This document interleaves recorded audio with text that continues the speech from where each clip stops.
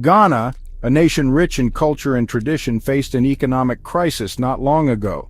In December 2022, inflation soared to 54.1%, signaling deep instability.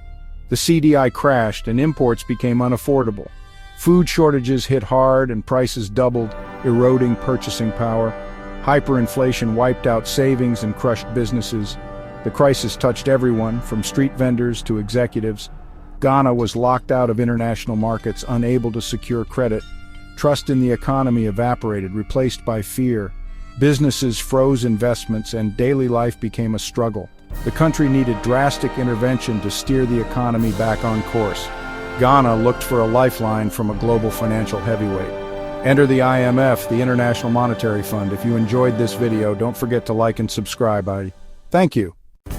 When a nation's economy is critically ill, teetering on the brink, you call the IMF, the International Monetary Fund, the world's economic doctor, ready to diagnose and treat financial crises. They are the lender of last resort. In May 2023, facing significant economic headwinds, Ghana secured a $3 billion IMF program, a lifeline designed to stabilize their economy. This isn't a handout, a simple gift of funds, but a tough multi-year recovery plan, a structured approach to get the nation back on its feet. The goals: tame inflation, bringing prices under control, fix government spending, ensuring responsible fiscal management, and rebuild foreign reserves, bolstering the nation's financial security. But IMF help comes with strict conditions: a commitment to reform, overhaul public finances, streamlining operations and increasing efficiency, audit spending, ensuring transparency and accountability, and reform the energy sector, making it more sustainable and reliable. The IMF is like a personal trainer. They provide expert guidance, you get the plan, a detailed roadmap for recovery, but you do the heavy lifting. The success depends on the nation's commitment. Ghana's government has stuck to the program, demonstrating resolve and determination, receiving payments only after hitting tough targets, proving their commitment to reform. The latest $367 million disbursement in July 2025, after a successful review, a testament to their progress. It's painful, requiring difficult choices and sacrifices, but necessary medicine for deep-rooted problems, addressing the underlying issues. The world is watching, observing Ghana's progress closely, to see if Ghana can stick the landing, successfully completing the IMF program. The recovery is underway, with positive signs emerging, but the hard work isn't over. Continued commitment is essential for long-term success. Did the IMF's medicine work? The numbers say yes. Inflation plunged from 54.1% in late 2022 to 13.7% by June 2025. Core inflation, excluding food and fuel, also dropped below 15%. The CDI stabilized, restoring predictability for businesses and families. Government revenues rose 19% and foreign reserves topped $5 billion.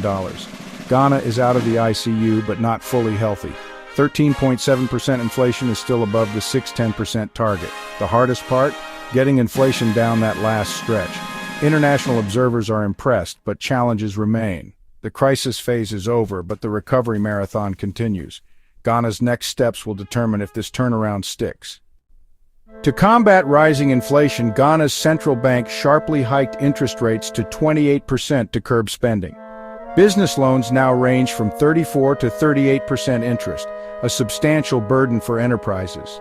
This cripples entrepreneurs and small business owners, making funding for expansion nearly impossible. Expensive borrowing discourages demand, taming prices and stabilizing the economy. Mortgages and car loans become more expensive, and overall consumer spending declines. The Bank of Ghana insists rates must remain high until inflation is defeated. Prematurely lowering rates risks inflation roaring back. This translates to economic hardship for businesses and families. It's a tough balance: economic stability versus sustainable growth. Ghana's 28% policy rate is one of Africa's highest, second only to Zimbabwe. Compare that to South Africa's 8.25% and Kenya's 13%. Ghana's inflation is now similar to Kenya's, but its rates are double. Why? Ghana's recent crisis was so severe, policymakers are extra cautious. They want to break the cycle of runaway prices for good. But this sledgehammer approach has side effects.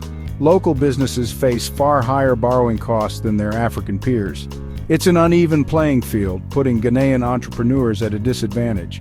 The high rates may attract some investors, but they stifle local growth.